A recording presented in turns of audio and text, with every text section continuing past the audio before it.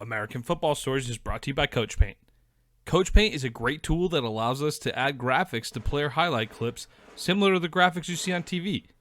Coach Paint offers the ability to clearly tellustrate video while increasing retention of information in a shorter amount of time. Up your game with Coach Paint today.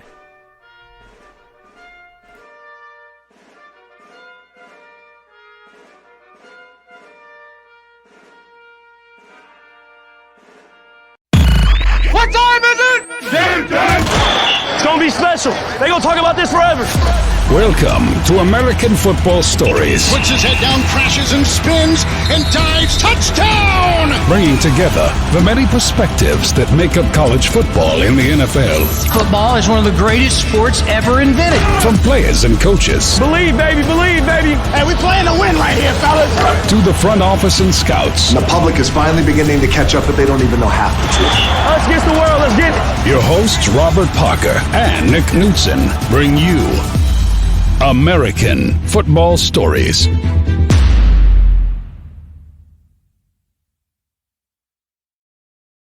Welcome to the American Football Stories podcast brought to you by Coach Paint. My name is Nick Knudsen, joined as always by Robert Parker III. Rob, happy Memorial Day, man. We're recording Memorial Day evening here, May 31st, 2021. We're going to be talking SEC football schedule highlights, just really evaluating critical games throughout the SEC season, not necessarily the ones that are going to impact the championship, but key games that we're looking forward to. And you showing the Gator bias, Rob. Got the hat today. I like it. Got the hat, Nick. I had to bring it out the wardrobe. For all the fans out there listening, they know, we are definitely diehard Gator fans. So I'm definitely showing my SEC bias right now as we break down the SEC. But I can show my bias, but I can also be a realist being a Gator fan as well, Nick. So I think you know that. You're scouting chops with your Reese's Senior Bowl swag. I like that there too, man. That's good stuff. You got to hit the souvenir shop when you hit up those games, right? Oh, you have to, dude. You got to get there early, though, because if you don't, then a lot of stuff will be out of your size. So you kind of have to wait in line early. So that's for anyone out there that wants to definitely hit up these souvenir shops at these all-star games. Good advice. All right. Let's start with Thursday, September 2nd in Knoxville, Tennessee. Bowling Green comes in to face Josh Heupel, the Tennessee Volunteers. And hey, it's just an early look at the Vols. Get to see, do we get life on offense? Are we going to see a change? And Rob, Bowling Green, I mean, we know them from their time with Urban Meyer. They've had some good teams over the years. Hasn't been a good stretch of football of late for Bowling Green. The Falcons there out of the MAC. Tennessee should roll in this one. And if we see big numbers out of Tennessee early, that could be some excitement the Tennessee fan base hasn't seen in a long time. You got to remember, they lost an opener to Georgia State just 2 years ago. Yeah, I tell you what, Nick, this Tennessee program has been down and has been down for a while now. But just like you said, Josh Heupel is coming in, offensive-minded coach. Harrison Bailey, I know it's been some transfer rumors there. The quarterback out there at Tennessee is kind of, leaving Knoxville. But from everything that I've been reading and hearing so far, I think he stays. And if he can work with, Josh Heupel, I think you're going to see life on offense for the Tennessee Volunteers this year. Maybe even Eric Gilbert, the tight end from LSU and of not Florida, but temporarily Florida, I guess. He might be in Knoxville this year. We were just talking about that before the pod. I'll believe it when I see it, though. We'll see, though. We'll see how that ends up. It seems like Tennessee, Georgia, or LSU, right, Rob? That's what it kind of seems to me. Maybe the JUCO route. I know, Eric Gilbert's been, having a lot of issues academic-wise. So whatever team he ends up with probably is going to be that team that wants to jump through the hurdles and the hoops to kind of get him on board. He's a heck of a player, 5-star kid coming out, tight end. Fits that Kyle Pitts mode. So you kind of want to have him on your team as a mismatch, especially on the offense side of the ball. So whatever team gets him, he's definitely going to have an impact right away. But just like you said, when it comes to Tennessee, I have to see it first before I believe it. All right, let's go to Saturday, September 4th. Alabama and Miami square off in Atlanta, Georgia, Clemson, and Charlotte. LSU at UCLA in the Rose Bowl at night kickoff there in that game there on the East Coast, Rob. But I'm going to throw one under the radar game in here. I don't know if the game itself is going to be great, but if this team gets off to a hot start, it could be interesting. It could be one of those games where you're like, the score is what at halftime? Kent State, Dustin Crum, solid quarterback prospect in next year's draft. They decided to return to school this year, but I watched his tape leading up to this year's draft. I really liked what I saw out of him, Rob. So I think that, A&M breaking in a new quarterback down there, maybe they could get off to a slightly slow start. Kent State could keep it interesting for at least a half down in College Station. They probably could, just because of the chemistry and everything that they have, with that particular team. And just like you said, no Kellen Mond there anymore. So you're going to be breaking in a new quarterback if you're Jimbo Fisher. But I just think Texas A&M has so much talent on both sides of the ball. I think, if they're in a dogfight, it's probably going to be for a quarter, and then they put it all together and they just roll for the rest of the game. So, but that is a good matchup to kind of key in on just because of you're breaking in a new quarterback. Yeah, again, just early. I don't think it's a real upset potential, but I think that could be a fun one to watch. Alabama, Miami, Roll Tide. Yeah, that's about all I got to say about that game, Rob. I'm not expecting much out of Miami, and I've been an advocate to bench D'Eriq King to start this season. Yeah. You talked about this on this pod numerous of times before, but I tell you what, not only is Texas A&M breaking in a new quarterback, Alabama is also breaking in a new quarterback. And I'm Roll Tide in this game with Miami, but if this is the year that you want to knock off Nick Saban and Alabama, this is probably going to be the year, especially with them breaking in a new quarterback. And I know, Mac Jones was there, but he got a little bit of playing time the year before, especially when Tua went down.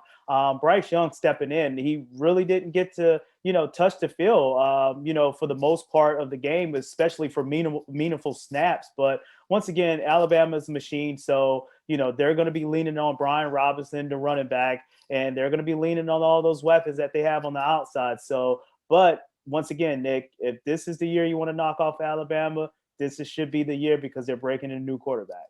For someone else other than Miami, I'll accept that. Yeah.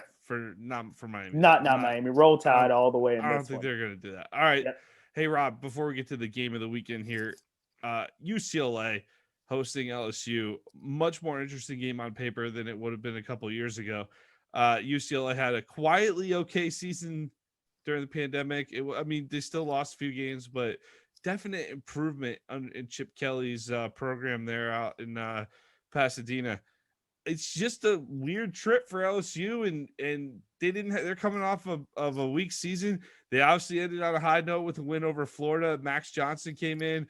Maybe if he's the starter, they pick up where they left off, and we see great things out of LSU football. But I'd be willing to bet that this is going to be a tough test for the Tigers. It fairly well could be. Just like you said, this UCLA team has definitely improved under Chip Kelly. And I tell you what, this is definitely one of those funky, weird games that could go either way. And it wouldn't surprise me if UCLA knocked off LSU. However, I think this is a game that Ed Orgeron and the guys should win out there. They just have so much talent. And once again, they have everything that you need on both sides of the ball. So this should be a game that LSU should win. But if UCLA is sticking in there in the fourth quarter, it definitely wouldn't surprise me with Chip Kelly and all the coaching experience he has. So, and if Chip Kelly can pull off this win, I tell you what, that'd be a great win on his resume, especially out there in UCLA. For the Pac-12 as a whole. Yep. Yeah, don't be surprised if UCLA makes LSU sweat in that one. Rob, the more I think about Georgia and Clemson, the more I like Clemson. I think that the Tigers are returning so many starters on defense. DJ Uiagalelei, he got some starting time last year. Freaking JT Daniels, they're ready to launch a Heisman campaign. Got about the same amount of snaps, I think, as old DJ there at Clemson. I think that Clemson's just got a more talented offense. They're gonna, even though they got some younger guys, I think they're gonna have more talented offense than Georgia. Yeah, I'm right there with you. I know, Georgia has this moniker of being, running back you, and they're definitely going to have to lean on the running game if they want to beat Clemson. But just like you said, I think that defense returning all those guys, they're going to be so stout that they're just going to force, Georgia to be one dimensional. And at the end of the day, I think it's just going to boil down to the better team and the better athletes. And I think that's what Clemson has. I think Dabo Swinney is the better coach between him and Kirby Smart. So if it comes down tight to the end of the game, I just, put the chips in the middle of the table and put them on Clemson, if you ask me. And Frank Latson Jr., I know Justin Ross is supposed to come back. And, I've been reading articles and hearing stuff like he's really, really looking good. But Frank Latson Jr. is another one of those young stud receivers that's probably going to have a breakout year. And don't be surprised if you have that against Georgia and open the game. Interesting take there. All right, let's go to Monday, September 6th, Louisville at Ole Miss. The Rebels, you would think after Louisville's struggle last season, the Rebels' high-flying offense with Matt Corral, dark horse Heisman candidate, will probably roll in this one, but Louisville's got a guy by the name of Malik Cunningham. This could be a fun one in Atlanta, Rob. I know we talked about it a little bit on the ACC podcast, so we don't have to dive too deep on it right here, but let's go to Saturday, September 11th.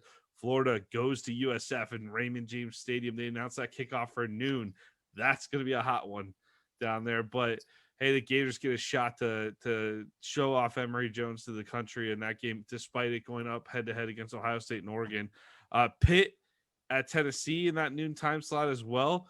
Critical game for both programs, Rob. What do you think of the two noon kickoff games in the SEC on this Saturday, September 11th? Yeah, I really think that could be a great quarterback matchup with Pitt and Tennessee. If Harrison Bailey secures that start in quarterback position, and Kenny Pickett, we know he came back. He could have went to the draft this past year, but he came back. So I think that will be a great game. But just going back to, my Florida Gators and Emory Jones, I think he's actually a dark horse, Heisman candidate, if you ask me, especially just working in that Dan Mullen system. You saw what Dan Mullen did with Kyle Trask and, Dak Prescott. I know right now at this time, Emory Jones might not be the thrower of the ball of that Kyle Trask is, but he can do something that Kyle Trask can't do. He can tuck it and run. So, I can see, Emory Jones throwing anywhere on the season for 25 touchdowns through the air and probably rushing for, 10 touchdowns. So right there, that's 30 plus touchdowns. That's definitely worthy of Heisman talk right there. But I'm going to just want to give a little bit more time for Emory to kind of grow in the system. But I'm really liking Emory Jones as a dark horse Heisman, Nick. And these going to be two good games that's going to be on the noon slate for us to tip off the SEC schedule. Put a pin in the Emory Jones side for a moment, okay? I'll expand on that in a moment here. But later in the day, Texas A&M goes to Boulder to play a Colorado team under Carl Durrell that was surprisingly scrappy in year one. Really had a good shot at making the Pac-12 title, but they lost that last game. Did they lose to USC or they end up not playing? I think they lost a couple games at the end of the season there. I think maybe, was it Utah? I want to say maybe they lost to Utah. I should have looked it up. But anyway, Colorado, end of the season, didn't come through. Didn't get to the Pac-12 title game. Texas goes to Arkansas later that night. Sark versus Wu Pig Sui and Sam Pittman. That could be a fun matchup right there. And NC State at Mississippi State, Rob. Yeah, I tell you what, that Texas and Arkansas matchup, that's the one that jumps out for me.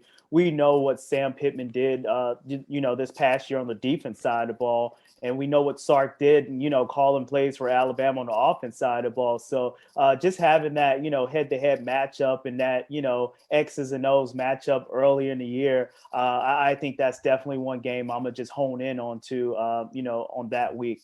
Yeah, that'll be a fun one that night. And I don't sleep on that NC State Mississippi State game. That could be a fun one. That could be. We'll see what Mike Leach's bunch has in here too. So back to Emory Jones, Rob. Saturday, September 18th. If Emory puts up big numbers in week 1 against FAU, and week 2 on more of a national stage against USF, week 3, the Alabama Crimson Tide come into Gainesville, Florida, Ben Hill Griffin Stadium. College game day will likely be there for the 2-0 Gators and 2-0 Crimson Tide. Whew.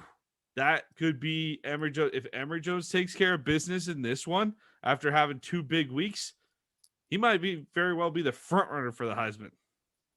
I tell you what, anytime you knock off Alabama, that definitely propels you in the Heisman race. And just like you said, this shapes up perfect for Emory Jones, especially early in the year. If he can get out the gate by being 3-0 and beating Alabama, I think the rest is pretty much cake. He can probably have one loss, but if he put up big numbers in that one loss, I don't think it will hurt him as much. But this is definitely going to be a Heisman moment for Emory Jones, this Alabama game. And on the other side, Alabama, if they take care of business here, then they're just right back where they pick up right where they left off last season. Uh, Intriguing SEC opener to say the least. Mississippi State goes to Memphis in a regional game there. That should be an interesting one. South Carolina goes to Georgia. Auburn at Penn State that night. Like the all white Tiger jersey going up on potentially maybe an all white stadium up in Beaver Stadium. They do those whiteouts up there, but they usually save them for their Big Ten opponents. But I think that would be an interesting look on the nighttime primetime game for Penn State. And Rob, also interesting matchup. Stanford goes to New Look Vanderbilt with Clark Lee. Probably going to be too much to turn around year one, but I'm be very interested to see what they're breaking out at Vandy. So, Rob, of those games, though, Auburn at Penn State clearly takes the cake in the night games there. Yeah, most definitely. I tell you what, I know, TJ Finley just recently transferred to Auburn. So I'm just waiting to see this quarterback, matchup throughout the fall camps and throughout the season.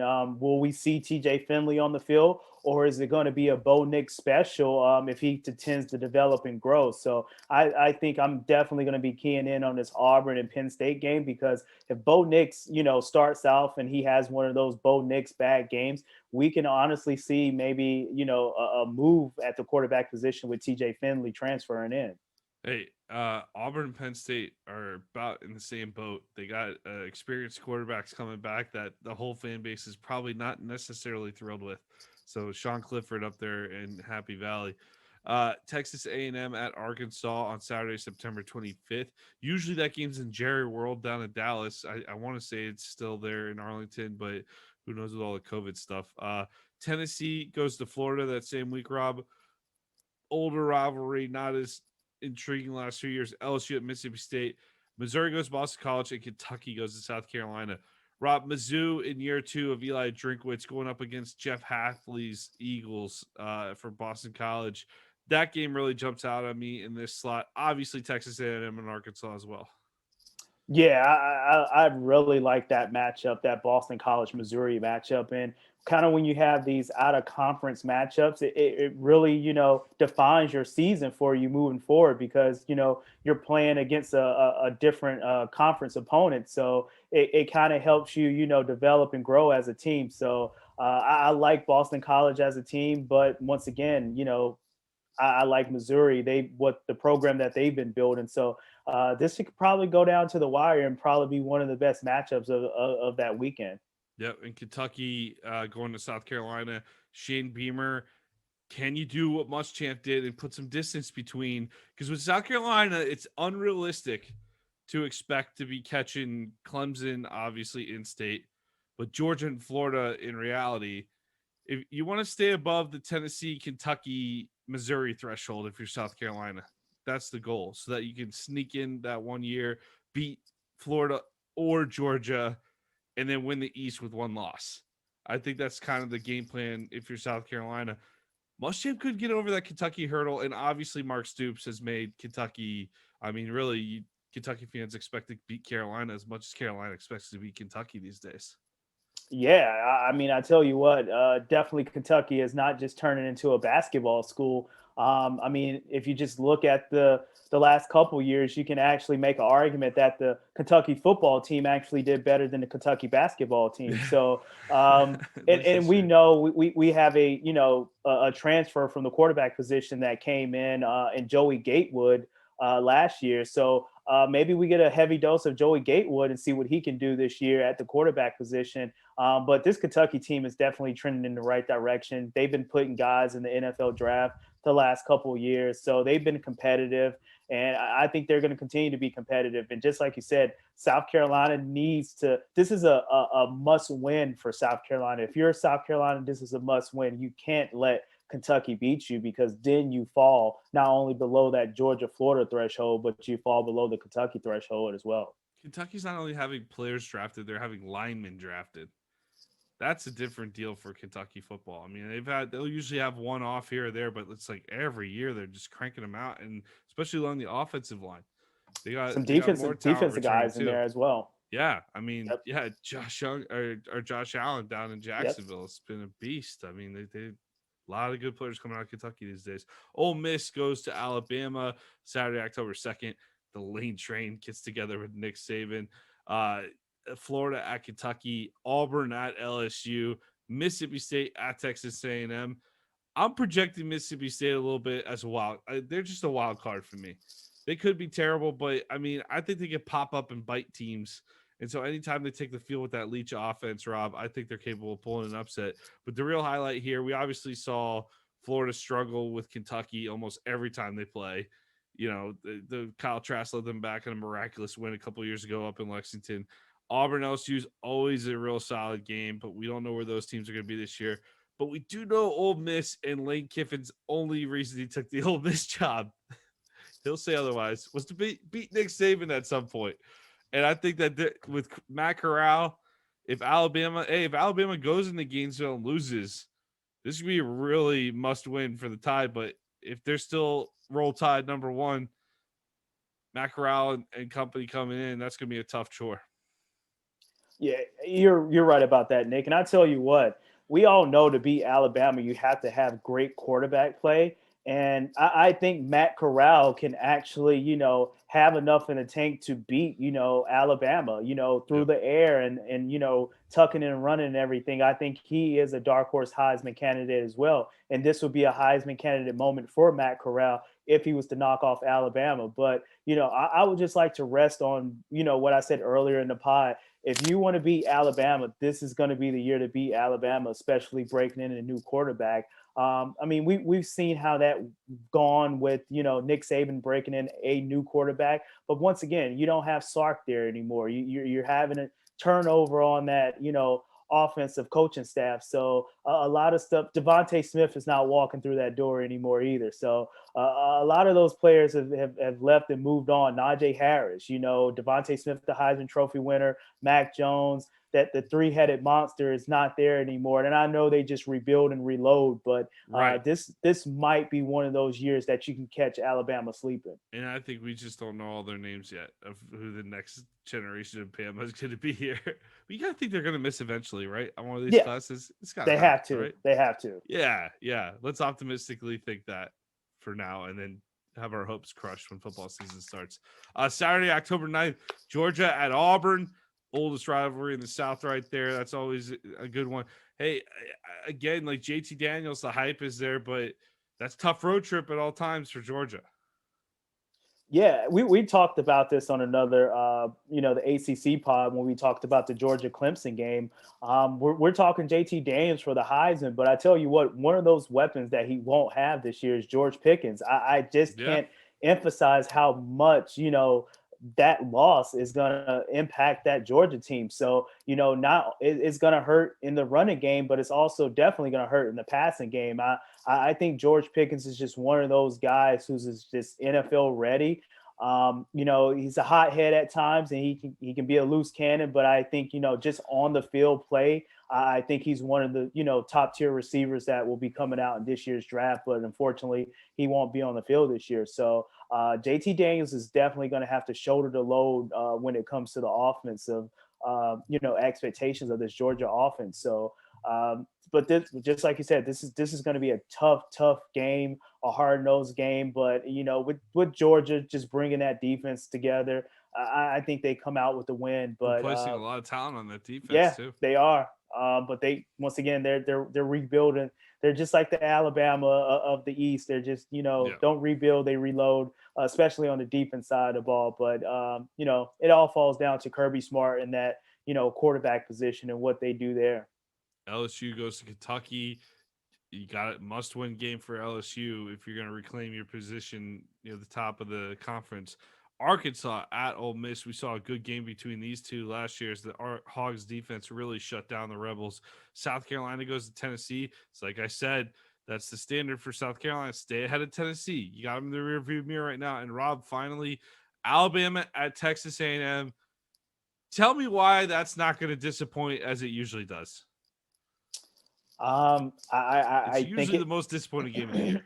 I think it might disappoint again, and I expect we want to be optimistic and expect that Jimbo Fisher is going to get a huge win against Nick Saban because he has to if he wants to make it to the college football playoffs. I know they were up in arms, this past year about not, being in the college football playoffs. But once again, they had that opportunity to be there if they was to beat Alabama. But we all know how that ended. I know you was a big advocate on that, Nick. You were just like, hey, Texas A&M, you had your shot. You should have beat Alabama. You would have been in the college football playoffs, but they didn't. So I don't see no difference in this year, especially if, Bryce Young and, all those no names that we don't know right now. No name superstars. The no name superstars. Future first round picks. We don't know develops. I just see it's a hard time, to beat Alabama, especially when Jimbo Fisher and Texas A&M is breaking in the new quarterback of themselves. Undoubtedly, that roster's getting better, but we just saw. I mean, granted, Bama was awesome last year, and unless you had a defense that was Swiss cheese like Florida, A&M had trouble making up for that. Like, I mean, the A&M offense looked fantastic against Florida, and they had a couple nice drives against Bama, by the way. Mond and I mean, Anais Smith, the running back, and Spiller. I mean, those guys can ball, dude. Like that running back room coming back for A&M. I mean, if there's one team that's starting to look like Bama in the conference, it's unfortunately the Aggies. So eventually they're going to catch them one of these years. I don't know if this year's the year, though. And it's going to be one of those things where, Jimbo, it's nice to have faith in your 75 mil, but I'm going to have to believe it when I see it type of thing. So I'm not going to keep projecting and hoping. You need to step it up, prove it. Great opportunity on national TV for the Aggies to do so on October 9th. Let's go to next week, Rob, October 16th. Auburn at Arkansas. Harsin goes up in against Pittman. Best coach in year one for any program last year, in my opinion. I love what Sam Pittman did at Arkansas. That's going to be a tough one, though, for Auburn trying to regain their footing in the West a little bit. That'll be a must-win for the Tigers. Florida goes to LSU, and this is one that, I mean, just call it a revenge game is kind of garbage because these teams this might be the best rivalry that each of these schools plays. And you might say, wait, well, LSU, Alabama, Florida's got Georgia and Florida State. If you look at the Florida State, Florida, Georgia rivalries, it's usually with Florida and Georgia, the better team usually wins. And that sounds stupid because that's usually what football is. But I'm talking about like the favored team coming into the game. There's not a ton of upsets in that Florida Georgia game. Am I right, Rob? Yeah, I think you're spot on when it comes to that. Maybe, the most recent, upset. If anything, Florida upsets Georgia. If anything, Florida upsets Georgia, especially the Treon Harris quarterback years. That's crazy that he's got that win over Georgia. Yeah, but the point is Florida Georgia is semi-predictable year to year. Like you kind of either have the better team. Last year was one of those few years where it's like a real 50-50. And I feel like this year it's going to be another 50-50 with that, by the way.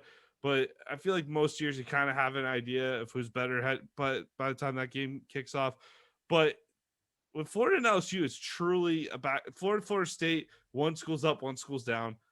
LSU and Alabama, as good as the games have been, and we all love that rivalry, dude, Bama dominates. It's not a great rivalry. Who's their other rival? Arkansas? I mean, Auburn, Texas A&M. Yeah, had some fun games with them. Yo, Florida, LSU. is probably one of the more slept on rivalries on a national basis. And it always gets the love. It gets love as a game.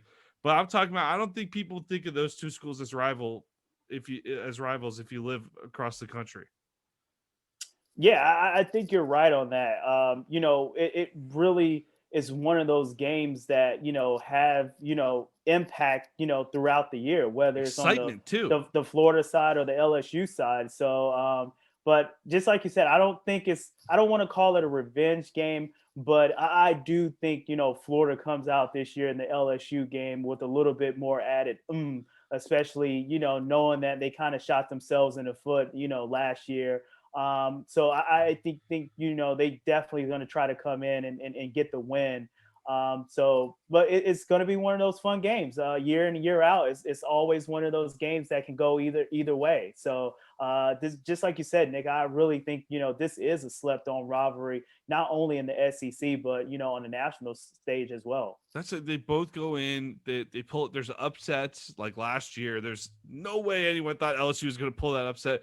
But then there's years where Florida will just randomly beat LSU, a good LSU team, and it's the most fun rivalry that Florida plays in. And I think LSU could probably say the same. All right, Bama goes to Mississippi State. Texas A&M goes to Missouri. Rob, a little bit of a sleeper game there for me. The week after the Alabama game, either did A&M play well and they're emotionally high, or did they get beat and are they emotionally low? And you got to go on the road at Missouri. I think that could be either. I think that could be maybe a game that A&M sleeps on a little bit. Yeah, it definitely shapes up for a trap game. Anytime you coming off of an Alabama game, that next game is definitely brutal because, if you get that Alabama win, you're probably going to be on a high and you might come out flat the week after. And then if you end up with a loss, you might come out flat the next week after as well. And, in the SEC, any given Saturday, anyone can be beat. Bama's kind of been putting that to the test as of late, with Nick Saban being there. But I tell you what, I'm really going to key in on that Mississippi State Alabama game because, Nick Saban's defense has not been the greatest defense the last couple years, especially on the back end. I know they've been producing, players, at the safety position, at the corner position, but, they've been getting kind of, beat over the head and beat over the top the last couple of years, especially in that Florida game when Cal Trask just kind of really picked them apart. You saw, Clemson kind of picked them apart, in their matchups, and Joe Burrow picked them apart a couple of years ago. So I think in a Mike Leach offense, it's always so hard to, defend the space and area. And I think, that might be a tough game for Alabama, in that week schedule. It's just never fun playing with those cowbells going off in Starkville. That's tough. That's a stadium I got to get to, Rob. Have you been to Starkville for a game? Never. We definitely got to head out to that. I would love to go to Starkville at some point. All right, Saturday, October 23rd, Tennessee, third Saturday of October. Right, one of the worst rivalries in the SEC, in my opinion. Now, Tennessee at Alabama, and I know it has history, guys. I know, but of late, it's not a good rivalry. Tennessee goes to Alabama. Heupel gets his first shot at Saban. LSU at Ole Miss. That's a fun one right there. Like, I mean, we were an up and coming program in Ole Miss with Lane Kiffin. Is Ogeron going to be? This is a couple weeks. This is the week after Florida LSU. Where's Ogeron's mind going to be? Where's his team going to be after that one? South Carolina at Texas A&M. I don't know if that game specifically is going to be awesome, but I'm putting that as a measuring stick game for Shane Beamer. How far is this South Carolina program off? Because I worry they'll get toasted down in College Station. And if you're South Carolina, you'd like to see that one be like maybe like a 31-24 dogfight type of game. So I'm not thinking South Carolina win, but show me some fight. Yeah, no, I think you're right. I think the standard for the South Carolina football program is, Steve Spurrier. That what Steve Spurrier turned out, down there in Columbia, South Carolina, I think that's the standard for the South Carolina program. I know he didn't win any national championships, but he was winning 9 to 10 games, pretty much every year out.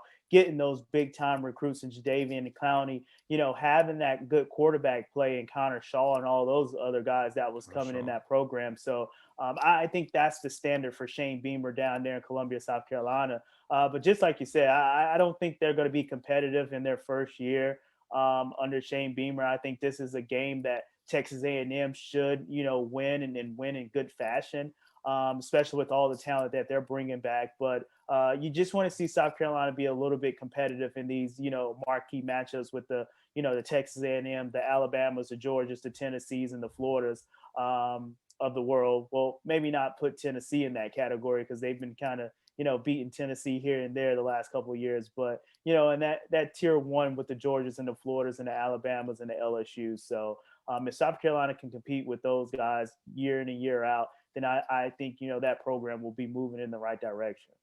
Let's go to Saturday, October 30th. Ole Miss goes to Auburn. And Rob, this is why we're doing these episodes. We're doing a look ahead to get an idea of trends in the scheduling, right? Ole Miss has been popping up the last few weeks. All right, let's go back to October 2nd at Alabama. Arkansas at home on October 9th. Life in the SEC West, huh? And then October 23rd, you get LSU at home. And then you go Auburn on the road to finish out the month. We're going to know a lot about the Ole Miss Rebels by the end of October, and they're going to have an opportunity to make a stamp on the SEC West.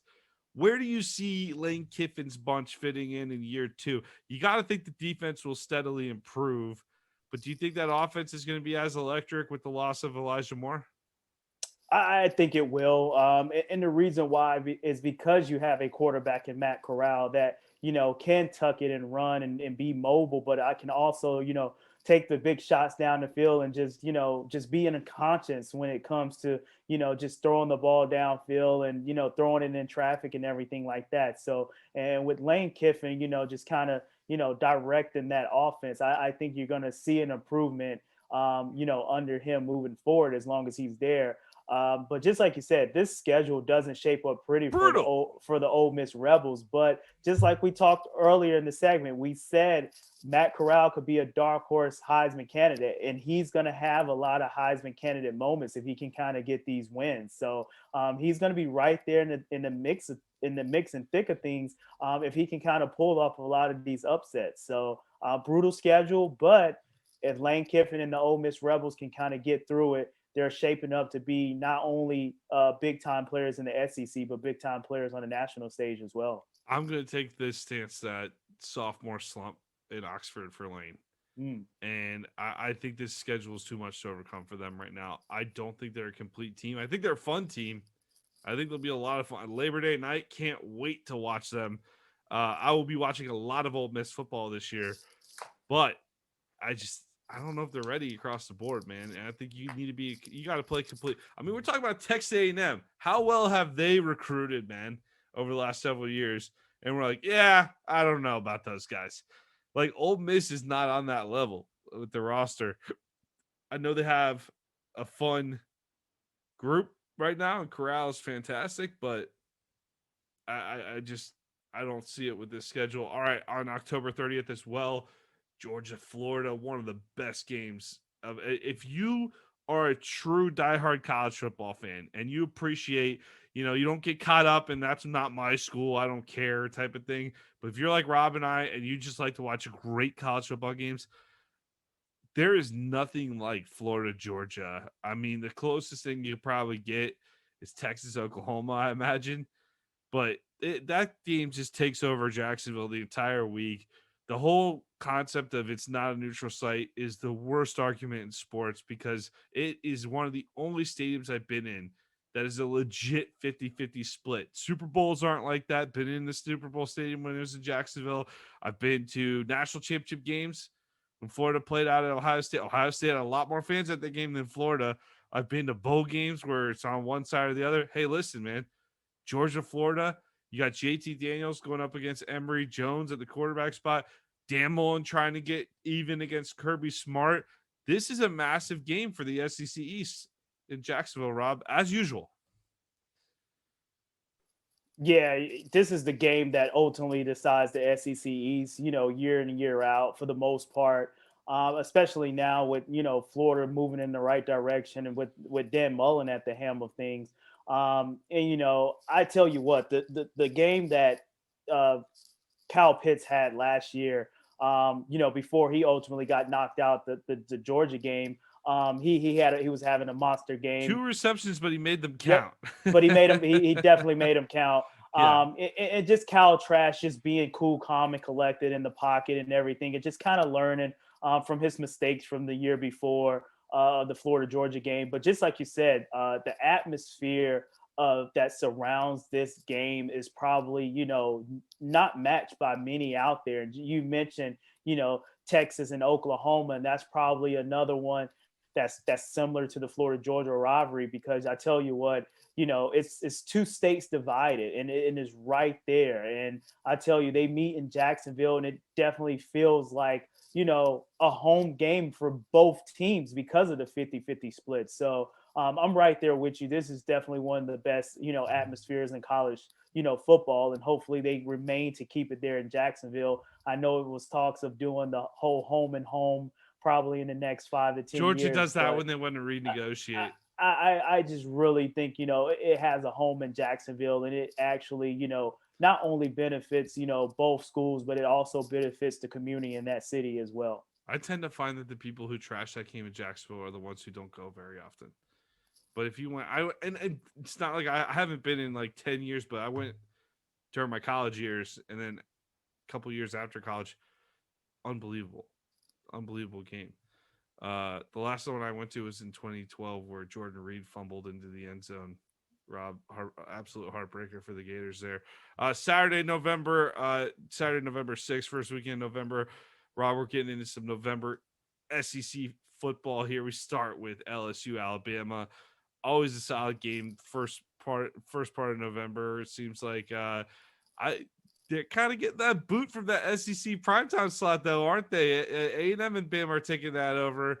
LSU's got some proving to do this year. How you feel about Edo bouncing back with the Tigers this year? I think he'll bounce. Tigers. Yeah, I think Edo will definitely bounce back this year. They just have too much. I just don't. I don't see them bouncing back to be national top tier competitors. In the national championship landscape. But I do think they pretty much win multiple games. Probably lose the Florida or Auburn or the Alabama game, but pretty much everything on their schedule they probably win. So I say 4 losses at the most. But that's definitely an improvement from last year. So you see bounce back, but not like, hey, that Joe Burrow season was pretty special. We're not putting you back on Alabama tier for a minute. You got to prove that. Missouri at Georgia. Missouri's just one of those teams. Just like to keep an eye on games like that. I think they could go in and give Georgia a little trouble when they're playing well sometimes, but more often than not, Georgia's going to handle that. This is one of my favorite non-conference games of the entire college football season. Hugh Freeze and Liberty go down to Ole Miss. So Hugh Freeze goes back to his old stomping grounds, but one of the few college coaches who he can't overshadow is Lane Kiffin. And we saw this Liberty team. They played great last season, man. They ended up beating Coastal Carolina in their bowl game. Malik Willis, the quarterback, Auburn transfer, highly touted NFL draft prospect. This will be an important game for his film study for the draft. Rob, any chance that the Flames go into Oxford and handle the Rebels? I mean, they could. I tell you what, just with Malik Willis and just him being at the quarterback position, it helps out a lot. And we know if you want to knock off a SEC team, you have to have great quarterback play. And that's within the conference, and that's definitely without a conference as well. So I think Malik Willis, this moment won't be too big for him. I really think Hugh Freeze can coach and manage a game. So I wouldn't be surprised if Liberty could kind of come out with the win. But Ole Miss should definitely it should be a rout because they have so much talent, and I'm a big believer in Matt Corral. I really think he can put up like some Heisman numbers this year. So I'm gonna go with the Ole Miss Rebels. Rob's not nervous, Ole Miss. Rob's not nervous. I think this could be like a 100-point game. I think this would be an absolute shootout. It could. I Yeah. tell you what, it definitely could. And Ole But Miss is coming off that brutal October schedule, dude. yeah, Keep that in mind. the schedule definitely doesn't shape up good Yeah. for Ole Miss. Yeah, and that's a weird time of year to be playing Liberty too. Florida goes to South Carolina, and Auburn goes to A&M to cap off the first Saturday of November. Let's go Saturday, November 13th. Rob, Mississippi State goes to Auburn, Arkansas at LSU, Texas A&M at Ole Miss, Georgia at Tennessee. Just a check-in point for Heupel's crew here against Georgia. How are we feeling about that? About A&M in general, from what you've seen from their schedule so far?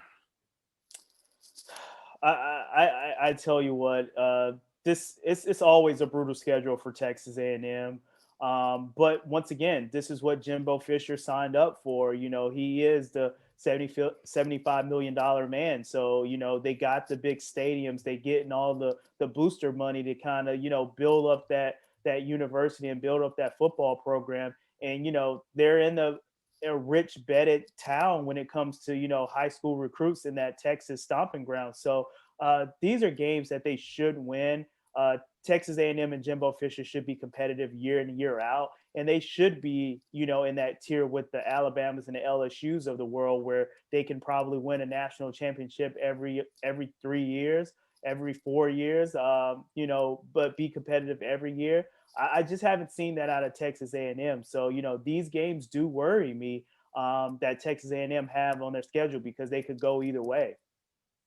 Let's go to Saturday, November 20th. Arkansas goes to Alabama, Missouri hosts Florida, and Auburn goes to South Carolina. Any repeat of a Gamecocks upset over Bo Nix and the Tigers, Rob?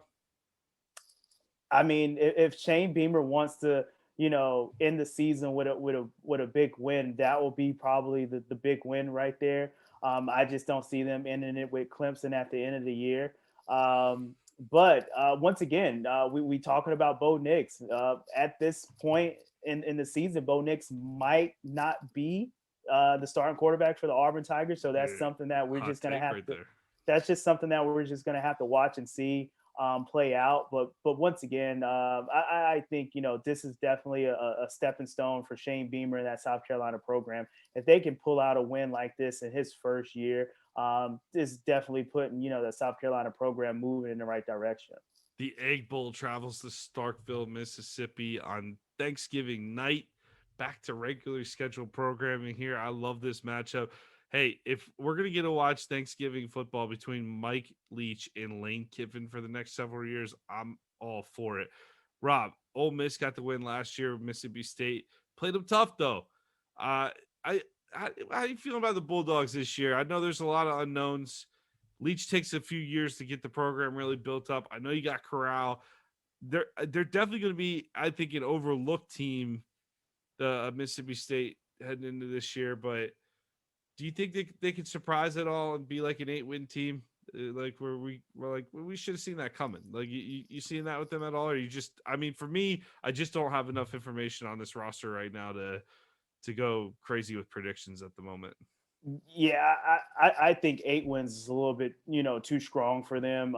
You know, in year They're two, playing Memphis out of conference too, right? On the road. yeah. That's not Which you know, which Memphis is, you know, year in year out. Right. Memphis is pretty competitive as well. And so NC State.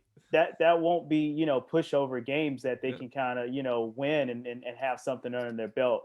But once again, I just think, you know, this air raid system and this air raid offense under Mike Leach, you know, it gives you those moments where you can pull off a big time win.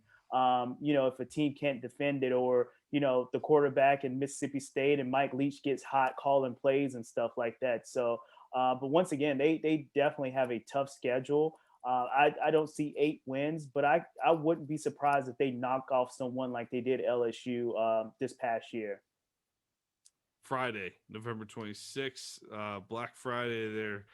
Missouri goes to Arkansas. This is low-key a decent rivalry in terms of intensity. The games haven't always been great. Last year's was, though, I believe. But I think the little border war there with, I know Missouri fans always talk about the loss of Kansas as a rival, particularly in basketball.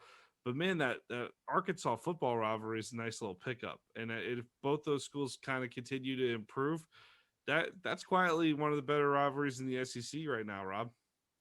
I'll probably Yeah, get punched for saying that, but like I'm saying in terms of intensity, and I think it's got potential to build itself into one of the better rivalries, if that's more articulate. yeah. Well, yeah, definitely. Thanks for clearing that one up. Yeah, you weren't fired up about the Missouri Arkansas.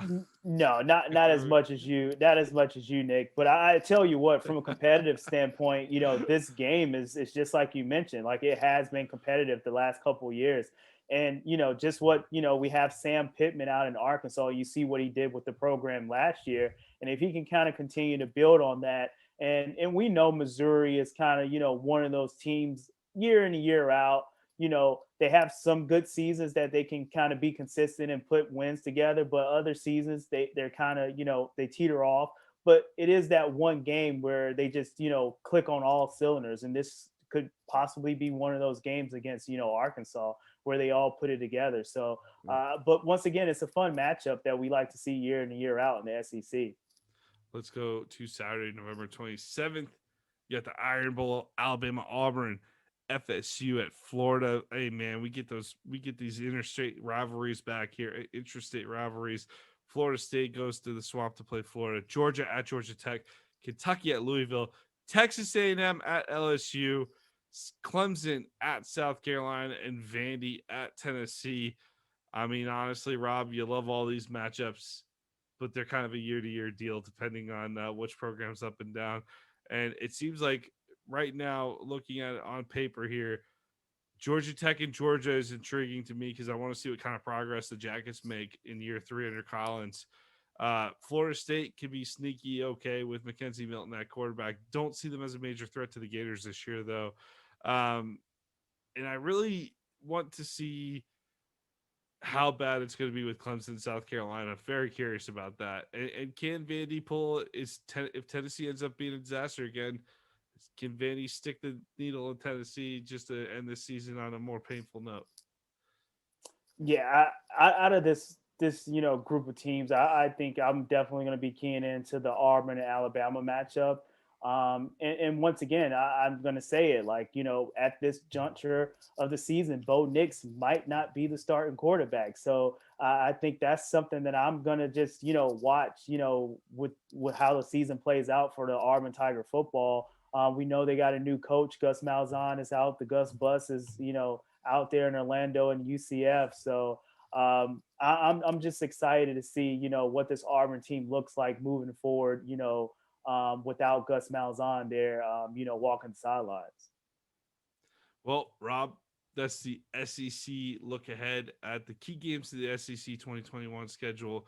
We got a few more conferences left here, but be sure to subscribe to our YouTube channel. Check us out. We're also on Apple Podcasts if you prefer podcast format. Anything to say before we head out, Rob? I just had to show my, Florida Gator bias tonight on this episode, Nick. You see me sporting the Florida Gator hat. Go Gators. Emory Jones, dark horse Heisman candidate. I feel, it's all coming out. Cal Trask should have got it last year, but we'll bring another one, back to Gainesville, and hopefully Emory Jones can pull that one off. Rex Grossman should have won too, dude. I'm with you, man. Let's throw it all out there, like while we can. All right, hey, thanks for joining us for the SEC version of the podcast. Be sure to check us out. Continuing on YouTube, like I said, and on Apple Podcasts. Thanks for joining American Football Stories. We'll send you out with a word from our sponsor, CoachPaint. American Football Stories is brought to you by CoachPaint. CoachPaint is a great tool that allows us to add graphics to player highlight clips similar to the graphics you see on TV. CoachPaint offers the ability to clearly tell a straight video while increasing retention of information in a shorter amount of time. Up your game with CoachPaint today.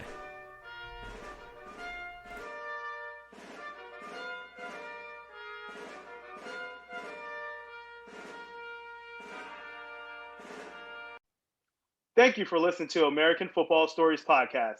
Please subscribe to our YouTube channel, American Football Stories. We are working to grow our network on YouTube and would love to have you subscribe. You can find us also on Apple Podcasts, on Twitter, at American FB Story, and on our website, AmericanFootballStories.com. I am Robert Parker. My co-host is Nick Knudsen. This has been another episode of American Football Stories.